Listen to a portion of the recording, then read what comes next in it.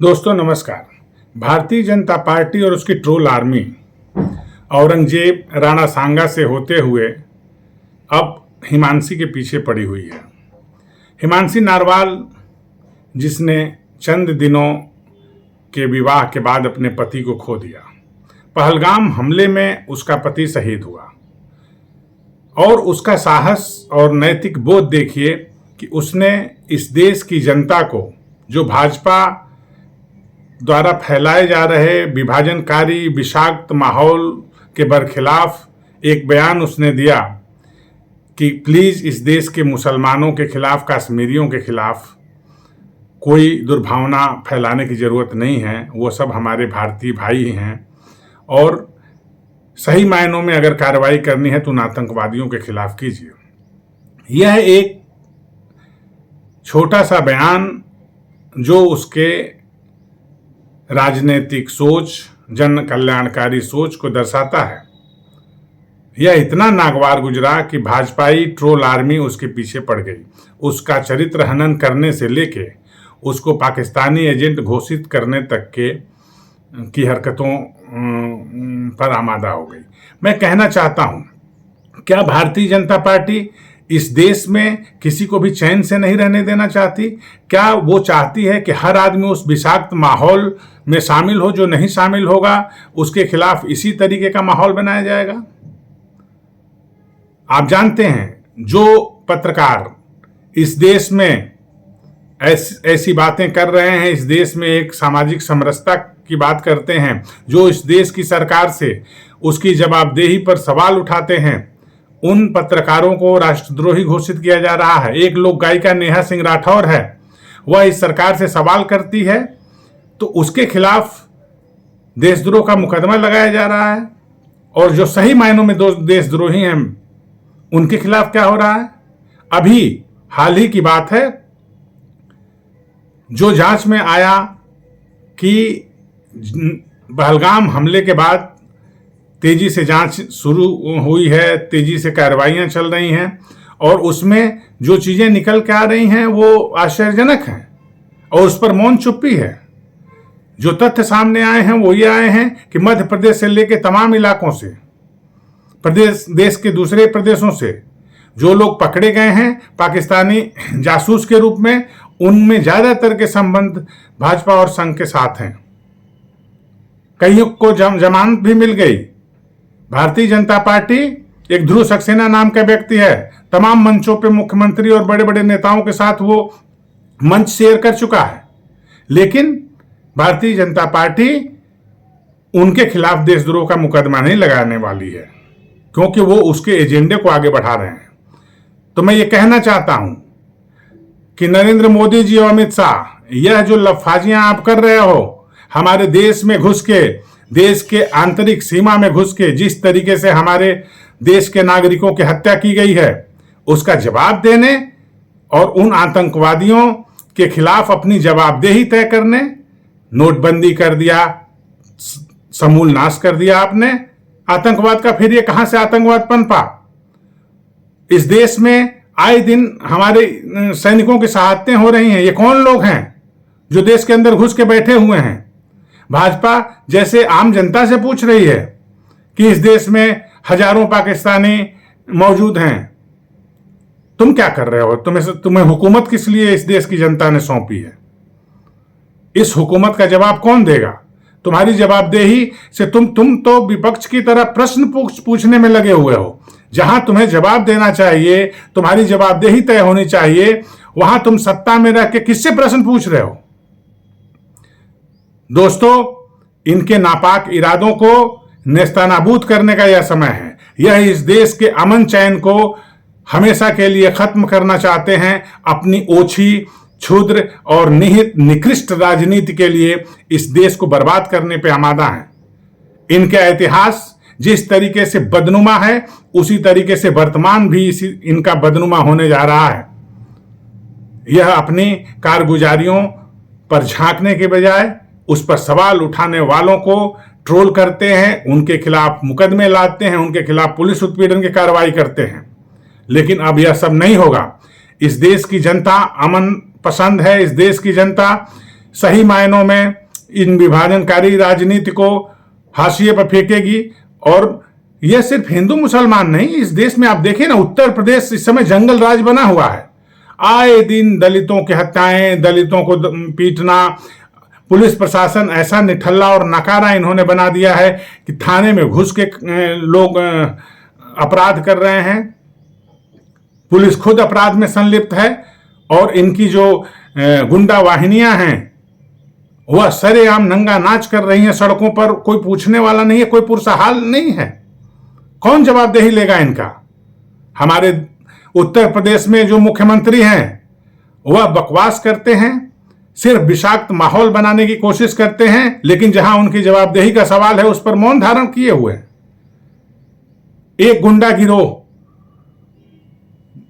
सरेआम तलवारें लहरा रहा है, उस पर कोई पूछने वाला नहीं है। पुलिस प्रशासन हाथ पे हाथ धरे बैठा रहता है, इसलिए कि सत्ता का संरक्षण ऐसे लोगों को मिल रहा है।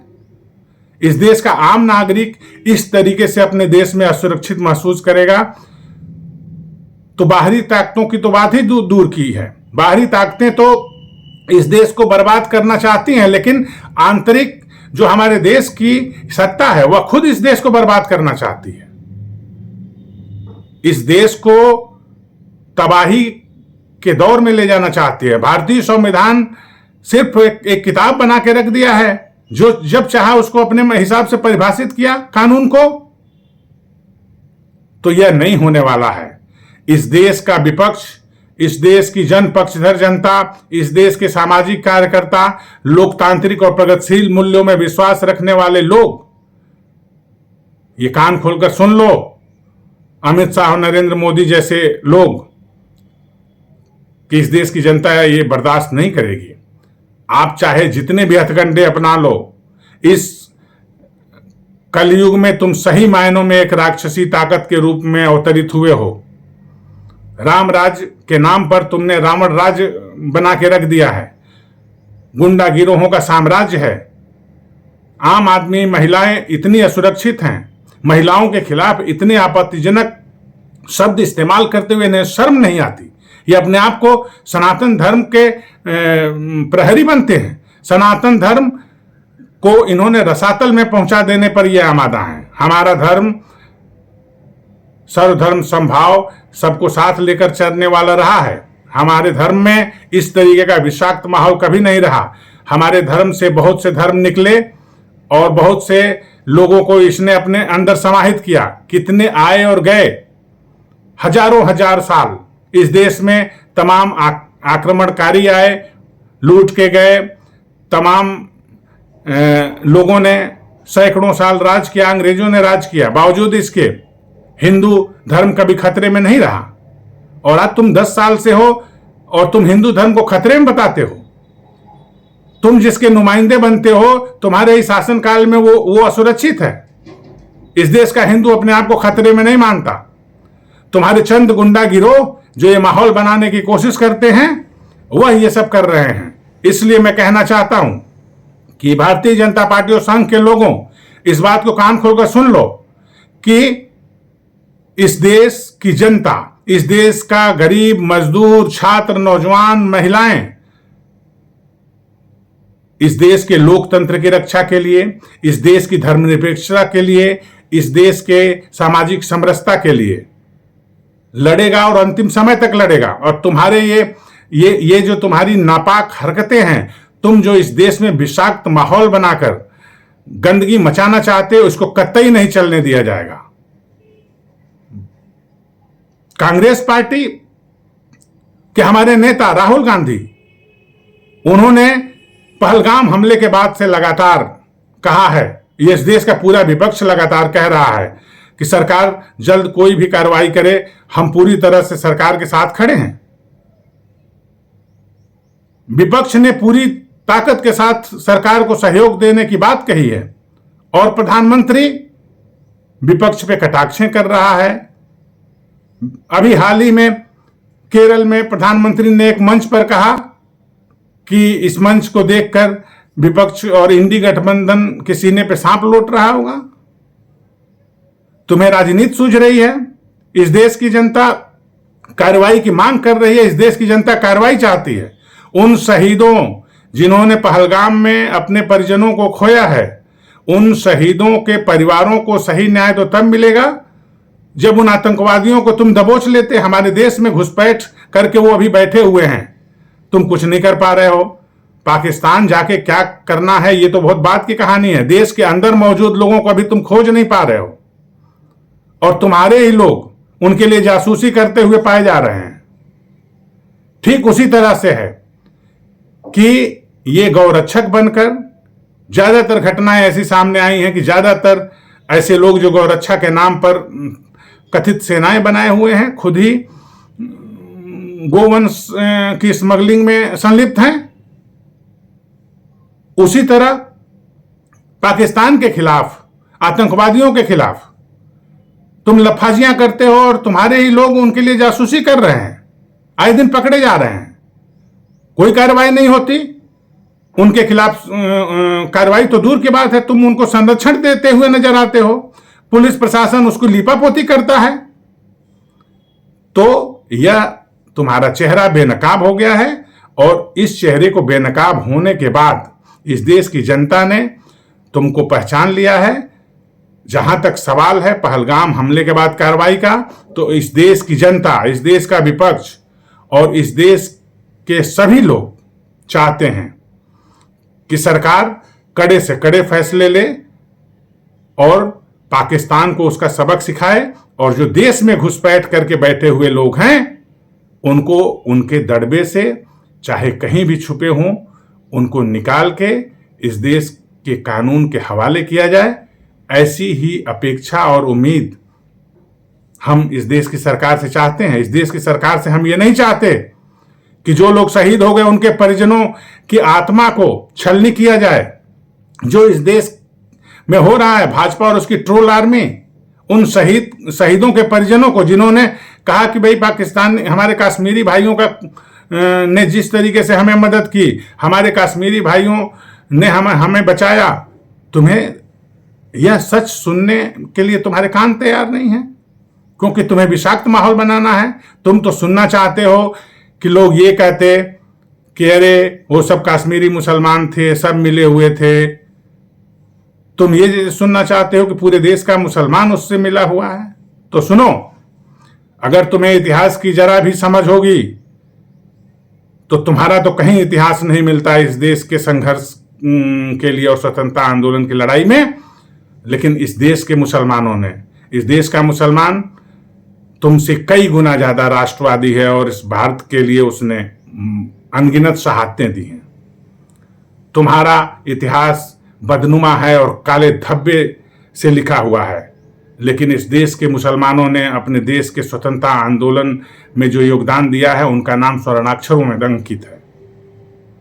इसलिए जिस कांग्रेस को रात दिन तुम दुहाई देते हो, अगर वो कांग्रेस नहीं होती तो आज यह देश जहां पहुंचा है वह नहीं देखने को मिलता, नसीब में नहीं होता।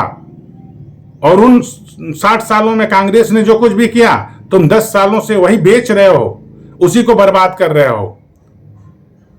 सही मायनों में तुमने कोई ऐसी उद्धृत करने वाली कार्रवाई नहीं की, उद्धृत करने वाला कोई योगदान नहीं दिया है। जो कुछ भी इस देश में नींव रखी गई दशकों में, उनको बर्बाद करने पे तुली हुई यह सरकार अडानी और अंबानी जैसे टुच्चे टुटपुजिए पूंजीपतियों, जो पूंजीपति सही मायनों में नहीं हैं, वह दलाल हैं, वह सरकार के लाखों लाख करोड़ रुपए लूटने में पूरी तरह से संलिप्त हैं, और उनकी जो पूंजी है वह पूरी तरह से दलाली के जरिए आ रही है। और उसमें हमारे देश का प्रधानमंत्री पूरी तरह से उनको संरक्षण दे रहा है।